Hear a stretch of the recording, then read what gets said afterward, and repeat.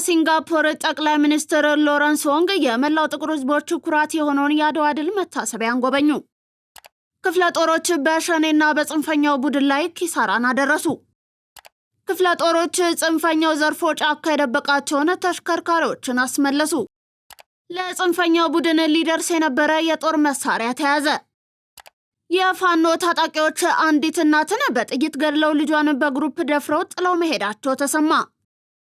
ከውጭ የቀድሞ የዩናይትድ ኪንግደም ጠቅላይ ሚኒስትር ዴቪድ ካሜሮን የፕሮስቴት ካንሰር ተገኝቶባቸው ሕክምና መከታተላቸውን ይፋ አደረጉ። ሰላምና ጤና በያላችሁበት ተመኘን። የተወደዳችሁ የማል ሚዲያ አድማጭ ተመልካቾቻችን እንደምን ውላችኋል? እነሆ ማል ዜናችን ተጀምሯል። ቀደም ብለን ያስተዋወቅናችሁን አበይት ርዕሰ ነጥቦችን ጨምሮ ሌሎች ጉዳዮችን ይዘናል። እስከ ፍጻሜው አብራችሁን ቆዩ። ሜሪትስ ፕሮፐርቲ ቀድመው ለሚመጡ የ30% ቅናሽ ያገኛሉ ይሎታል። ቤተ መንግስት አቅራቢያ አራዳ ፓርክና ፍሬንድሺፕ ፓርክ ከፊትና ከኋላ ያደመቀው አፓርትመንቶቻችን ባለ አንድ መኝታ ሙሉ በሙሉ ሽያጭ ማጠናቀቃችንን እየገለጽን ባለ ሁለትና ባለ 3 መኝታ በካሽ ለሚከፍሉ 30% ቅናሽ የተደረገባቸውን አፓርትመንቶች እንሆ ብለናል። ባለ 2 መኝታ በ5.9 ሚሊዮን ብር ጠቅላላ ክፍያ፣ ባለ 3 መኝታ በ8 ሚሊዮን ብር አጠቃላይ ክፍያ የማለት ቀድመው ለሚመጡ በካሬ 90 ሺህ ብር የነበረውን በ63 ሺህ ብር ብቻ እየሸጥን እንገኛለን። በዚህ መንደር መዋኛ ገንዳ፣ ጂምናዚየም፣ ደረጃውን የጠበቀ ሰፋፊ ሊፍቶች፣ ምቹና በቂ መኪና ማቆሚያ ቦታዎች፣ ዘመናዊ የደረቅ ቆሻሻ ማስወገጃና አውቶማቲክ ጄኔሬተር የተገጠመላቸው እንዲሁም የከርሰ ምድር ውሃና ለተለያዩ አገልግሎቶች የሚውል ሰገነትም በአንድ አካቷል። ለበለጠ መረጃ ከታች ባለው ስልክ ይደውሉ። በቀዳሚነት ወደምንመለከተው መረጃችን አለፍን። የሲንጋፖር ጠቅላይ ሚኒስትር የጂ20 ስብሰባን መጠናቀቅን ተከትሎ አዲስ አበባ ገቡ። የሲንጋፖር ጠቅላይ ሚኒስትርና የገንዘብ ሚኒስትር ላውረንስ ወንግ በደቡብ አፍሪካ የተካሄደው የጂ20 ጉባኤን ከተካፈሉ በኋላ ለይፋዊ የሥራ ጉብኝት አዲስ አበባ ገብተዋል። ጠቅላይ ሚኒስትር ዶክተር አብይ አህመድ ሎረንስ ወንግ በኢትዮጵያ ለሚያደርጉት ይፋዊ ጉብኝት አዲስ አበባ ሲገቡ በቦሌ ዓለም አቀፍ አውሮፕላን ማረፊያ አቀባበል አድርገውላቸዋል። ጠቅላይ ሚኒስትሩ በማህበራዊ ትስስር ገጻቸው ይህ ጉብኝት የሁለቱ ሀገራት አጋርነትን ለማጠናከር ወሳኝ እርምጃ ሲሆን ተጨማሪ አዲስ የትብብር እድሎችን ለመዳሰስም ትልቅ ፋይዳ ይኖረዋል ሲሉ አስፍረዋል። ወንግ ጠቅላይ ሚኒስትር ከሆኑበት ግንቦት 2016 ጀምሮ ወዲህ የአፍሪካ ህብረት አባል ሀገራት ወደ ሆኑት ደቡብ አፍሪካና ኢትዮጵያ ጉብኝት ሲያደርጉ የመጀመሪያቸው ነው። ይህ በእንዲህ እንዳለ የሲንጋፖር ጠቅላይ ሚኒስትር ሎረንስ ወንግ የመላው ጥቁር ህዝቦች ኩራት የሆነውን የአድዋ ድል መታሰቢያን ጎበኙ። የአዲስ አበባ ከተማ አስተዳደር ከንቲባ አዳነች አቤቤ በማህበራዊ ትስስር ገጻቸው ባስተላለፉት መልእክት የሲንጋፖር ጠቅላይ ሚኒስትር ሎረንስ ወንግ በክብር ተቀብለን የመላው ጥቁር ህዝቦች ኩራት የሆነውን የአድዋ ድል መታሰቢያን አስጎብኝተናቸዋል ብለዋል። ጠቅላይ ሚኒስትሩ ጉብኝት ባደረጉበት ወቅትም ለጥቁር ህዝቦች ነጻነት ትግል ዋጋ የከፈሉ ጀግኖችን መታሰቢያ ሐውልት ስር የአበባ ጉንጉን ማኖራቸውን ከንቲባዋ ገልጸዋል። በምድረ ቀደምቷ ኢትዮጵያ እንዲሁም በውቧ ከተማ አዲስ አበባ ያማረ ቆይታ እንዲኖራቸውም ተመኝተዋል። ጠቅላይ ሚኒስትር ሎረንስ ወንግ በኢትዮጵያ ለሚያደርጉት ይፋዊ ጉብኝት ትላንት ማታ አዲስ አበባ መግባታቸው ይታወሳል። ክፍለ ጦሮች በሸኔና በጽንፈኛው ቡድን ላይ ኪሳራን አድርሷል። በምዕራብ ወለጋ ዞን ቦጂ ጨረቆሳ ወረዳ በመንቀሳቀስ ህዝብን ሲዘርፉና ሲያግቱ በነበሩ ሸኔዎች ላይ ሰብአዊና ማቴሪያላዊ ኪሳራ ማድረሱን የጉባ ክፍለ ጦር ምክትል አዛዥ ለውጊያ አገልግሎት ድጋፍ ሌተናል ኮሎኔል መሐመድ ኢብራሂም ገልጸዋል። ክፍለ ጦሩ በዘራፊው የሸኔ ታጣቂ ቡድን ላይ ባሳረፈው ምት 17 ሸኔ ሲደመሰስ መሳሪያና ተተኳሽ በቁጥጥር ስር ውሏል። በተመሳሳይ በሆሮ ጉድሩ ወለጋ ዞን በአብይ ደንጎሮ ወረዳ በጉርቴ ውባቺ ቀበሌ ሲንቀሳቀስ በነበረው የጽንፈኛ ቡድን ላይ እርምጃ መውሰዱን የአድዋ ክፍለ ጦር አስታውቋል። በምዕራብ እዝ የአድዋ ክፍለ ጦር ምክትል አዛዥ ለኦፕሬሽናል ሌተናል ኮሎኔል አሜሪካው መስረት ይህ ዘራፊ ቡድን የህዝብን ሰላም ለማወክ ሲንቀሳቀስ ከህብረተሰቡ በደረሰን ጥቆማ መሰረት እርምጃ መውሰድ ችለናል ብሏል። 19 የቡድኑ አባላት ላይ እርምጃ መወሰዱን የገለጹት ምክትል አዛዡ የቡድን መሳሪያ፣ የተለያዩ ቁሳቁስና የወገብ ትጥቆችን መማረካቸውንም ገልጸዋል። ክፍለ ጦሮች ጽንፈኛው ዘርፎ ጫካ የደበቃቸውን ተሽከርካሪዎችን አስመለሱ። የ6ኛ ዕዝ ክፍለ ጦር በምዕራብ ጎጃም ዞን ማቻከል ወረዳ በተለያዩ ቀበሌዎች በተደረገ ጠንካራ ስምሪት የጠላትን ቋጠሮ በመበጣጠስና በመደምሰስ ጽንፈኛው ሲጠቀምባቸው የነበሩ ንብረቶችንና መሳሪያዎችን በቁጥጥር ስር መዋል መቻሉን የክፍለ ጦሩ ዋና አዛዥ ኮሎኔል መብራቱም ኃይሉ ገልጿል። በዚህም 15 ጽንፈኛ ሲደመሰስ ከ16 በላይ ቁስለኛ ሆኗል ተብሏል። ጽንፈኛው ከህዝብ የዘረፋቸውን ኤፍኤስአር ሞተር ሳይክል፣ ጄኔሬተር፣ ኮምፒውተር እንዲሁም ፕሪንተር፣ ሌሎች ቁሳቁሶችን በቁጥጥር ስር ውሏል። በተመሳሳይ የሰሜን ምስራቅ ዕዝ ክፍለ ጦር በሰሜን ወሎ ዞን በተሰማራበት የግዳጅ ቀጠና ተፈጥሯዊ ፈተናዎችን ተቋቁሞ ጽንፈኛውን ደምስሷል። የጽንፈኛው ቡድን ከመንግስት መስሪያ ቤቶች የዘረፈውን ሃይሎክስ ዲፎርዲ መኪና ጫካ ደብቆ ሲገለገልበት ቢቆይም ክፍለ ጦሩ እግር ለእግር ተከታትሎ መያዝ ችሏል። ጽንፈኛውን ቡድንም ደምስሷል ሲሉ የክፍለ ጦሩ አዛዥ ኮሎኔል ሽፈራው ምናሉ ተናግረዋል።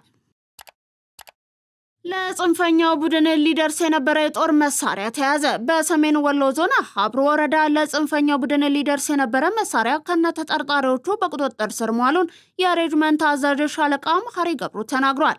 ለጽንፈኛው ቡድን እንደ ሎጂስቲክስ በመሆን እያገለገሉ የሚገኙ ግለሰቦችን ከበርካታ መሳሪያ ጋር በቁጥጥር ስር ማድረግ የተቻለው ህብረተሰቡ ለሰራዊቱ ባደረገው መረጃ መሰረት መሆኑንም ተናግሯል። ኢትዮጵያ ከአባይ ወንዝ ከፍተኛ መጠን ያለው ውሃ እየለቀቀች ነው ስትል ግብጽ ስሞታን አቀረበች። የግብጽ የውሃ ሀብትና መስኖ ሚኒስቴር ባወጣው መግለጫ መሰረት ኢትዮጵያ ከህዳሴ ግድብ ላይ ከፍተኛ ያልተቀናጀ ውሃ መልቀቋን ገልጾ በዚህም በታችኛው ተፋሰስ ላይ ከዚህም ቀደም ታይቶ የማይታወቅ ጅረትም ማስከተሉን አስረድቷል። ሚኒስትሩ እንዳለው ሴፕቴምበር 10 ቀን እየተለቀቀው የውሃ መጠን 485 ሚሊዮን ሜትር ኪዩብ ውሃ የነበረ ሲሆን ሴፕቴምበር 27 ግን እየተለቀቀው ውሃ መጠን 780 ሚሊዮን ደርሷል ብሏል። በህዳሴው ግድብ ላይ የሪሞት ሴንሲንግ ጥናት ማድረጉን ያስታወቀው ሚኒስትሩ በዚህም 1 ሜትር የሚሆን ውሃ መለቀቁን ገልጾ ይህም ከተፈጥሯዊ የአባይ ወንዝ ውሃ ፍሰት ወደ 2 ቢሊዮን ሜትር ኪዩብ የሚሆነው ተጨማሪ ውሃ መለቀቁን እንደሚያመለክትም አስረድቷል።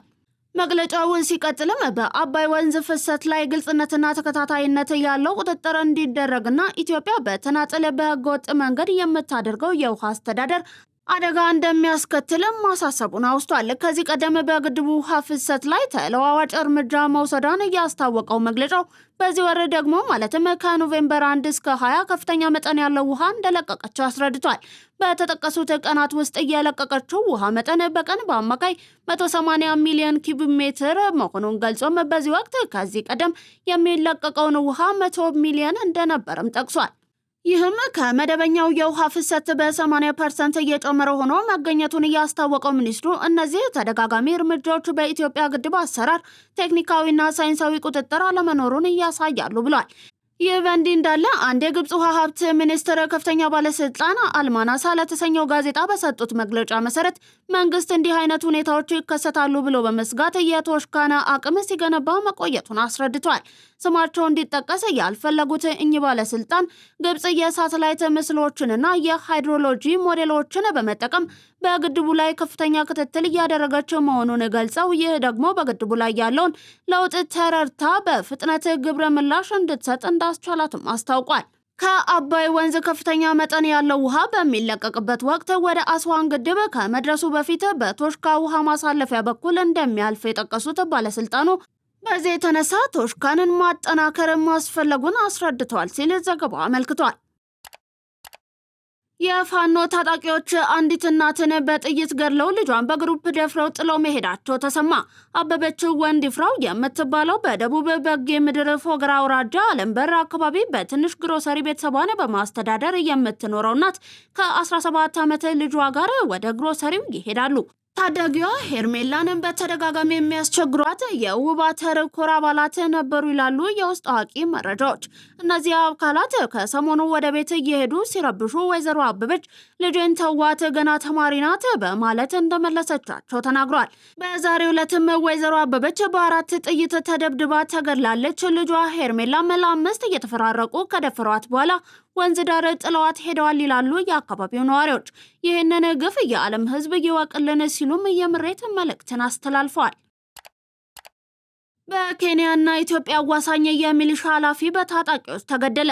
በኬንያና ኢትዮጵያ አዋሳኝ አካባቢ በስራ ላይ የነበረ የሚሊሻ ኃላፊ ማንነታቸው ባልታወቁ ታጣቂዎች ተገድለዋል ሲል ፖሊስ ገልጿል። በኢትዮጵያና ኬንያ አዋሳኝ አካባቢ ሞያሌ ጋምቦና ኢትዮጵያ ሞያሌ መሸጋገሪያ ከፍተኛ ተኩስ እንደነበር የአካባቢው ነዋሪዎች ለቲክቫ ኢትዮጵያ ተናግረዋል። አንድ ስማቸው እንዲጠቀስ ያልፈለጉ የሞያሌ ኢትዮጵያ ነዋሪ እንደገለጹት ቅዳሜ ምሽት 12 ሰዓት ጀምሮ እስከ 2 ሰዓት ድረስ በሞያሌ ኢትዮጵያና ጋምቦ መሸጋገሪያ በኦሮሚያ ክልል በሚተዳደረው የሞያሌ ከተማ በኩል ቦሌ ተብሎ በሚጠራው አካባቢ ከፍተኛ ተኩስ እንደነበር ገልጸዋል። ለቦታው በቅርብ ርቀት ላይ ስለነበረ በጣም ደንግጠን ነበር ያለን ሌላው የሞያሌ ነዋሪ ተኩሱ ምልልስ እንደነበረው ያስታውቅ ነበር ሲሉ ገልጸዋል። ተኩሱ ጋፕ ሲል ከኢትዮጵያ በኩል አንድ ሰው መገደሉንና አንድ ሰው ታግቶ መወሰዱን ሰማን ሲሉ አክለዋል። በኢትዮጵያ በኩል የኦሮሚያ ክልል መስተዳደር ስር በሚገኘው የሞያሌ ከተማ አስተዳደር የፖሊስ አዛዥ ኮማንደር ትግሬ ዋቅጅራ በአካባቢው በተከፈተ ድንገተኛ ተኩስ በስራ ላይ የነበረ የሚሊሻ ኃላፊ መገደሉን ለቲክቫ ገልጿል። የገዳዮቹን ማንነት በተመለከተ ያልተጣራ ነው። ከኬንያ የጸጥታ አካላት ጋር የምንነጋገርበት ይሆናል። እየታጠቀ ይሁን የመንግስት አካል ስናጣራ የምንለይ ይሆናል ሲሉ ተናግረዋል። ከመሃል ሚዲያ ወደ እናንተ እየደረሰ የሚገኘው የቀን መረጃችን እንደቀጠለ ነው። ከባህር ማዶ ያዝናችሁ አለፍን። አሁን ቤት መግዛት ተችሏል። አዲሱ ፕላቲኒየም ብሎካችን ላይ 35% እውነተኛ ቅናሽ ለ15 ውድ የመሃል ሚዲያ ቤተሰቦች እንዲሁም አንድ ቤት ሲገዙ አንድ ቤት በነፃ የሚያገኙበት እድልም ተመቻችቷል።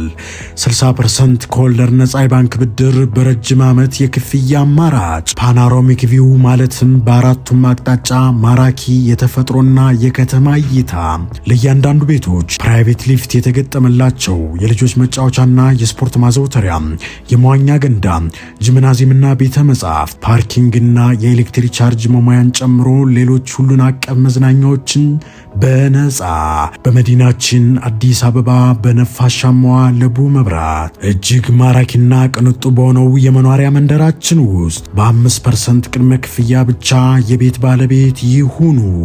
ለበለጠ መረጃ በ0907 888883 ወይም በ0944 419190 ይደውሉ። የቀድሞ የዩናይትድ ኪንግደም ጠቅላይ ሚኒስትር ዴቪድ ካሜሮን የፕሮስቴት ካንሰር ተገኝቶባቸው ሕክምና መከታተላቸውን ይፋ አደረጉ። የ59 ዓመቱ ካሜሮናዊ ለታይምስ ጋዜጣ እንደተናገሩት ምርመራ ለማድረግ የወሰኑት ወንዶች የፕሮስቴት ካንሰር ሕክምና ምርመራ እንዲያደርጉ ቅስቀሳ የሚያደርገው ስራ ፈጣሪው ኒክ ጆንስ በቢቢሲ ሬዲዮ ፕሮግራም ላይ ያደረገውን ቃለ መጠይቅ ካዳመጡ በኋላ ነበር። የቀድሞ ጠቅላይ ሚኒስትር በተያዘው የአውሮፓውያኑ 25 መጀመሪያ በሽታውን ለማግኘት የሚያስችል ደም እንዲሁም ከሰውነታቸው ቁራጭ ህብረ ሕዋስ ተወስዶ ምርመራ መደረጉን ገልጸዋል። የካንሰር ህዋሶችን ለማጥፋት እንደሚያገለግለው አልትራሳውንድ ያሉ የህክምና ዘዴዎችን በመጠቀም እጢው ያለበትን ቦታ ላይ ትኩረት እያደረገ ህክምና መከታተላቸውንም አስታውቋል። የዩናይትድ ኪንግደም ውስጥ አብዛኞቹ ወንዶች በፕሮስቴት ካንሰር ተይዘው የሚገኝ ሲሆን በየዓመቱም 55,000 ገደማ አዲስ ታካሚዎች ይመዘገባሉ። ፒኤስኤ የተባለው ምርመራ ከፕሮስቴት ካንሰር ጋር ትስስር ያለው ፕሮቲን ለማግኘት የሚደረግም ነው። ካሜሮን ያደረጉት ምርመራ በሰውነታቸው ያለው የዚህ ፕሮቲን መጠን ከፍተኛ እንደሆነም አሳይቷል። የቀድሞ ጠቅላይ ሚኒስትር ከጋዜጣው ጋር በነበራቸው ቃለመጠይቅ ያሏቸውን መድረኮች በሙሉ በመጠቀም ለፕሮስቴት በሽታ ከፍተኛ ተጋላጭነት ላላቸው ወንዶች ምርመራ እንዲቀርብ የሚያደርገውን እንቅስቃሴ እንደሚደግፉም አስታውቋል። ለዛሬ ለተሰኞ ወደ እናንተ እንዲደርሱ የተመራረጡት የቀን መረጃዎቻችን አበቁ። አብራችሁን ስለነበራችሁ እናመሰግናለን። ዜናውን ላይክ እና ሼር፣ ሚዲያችንን ሰብስክራይብ ማድረጋችሁን አትርሱ። ሰናይ ቀንን ተመኘን።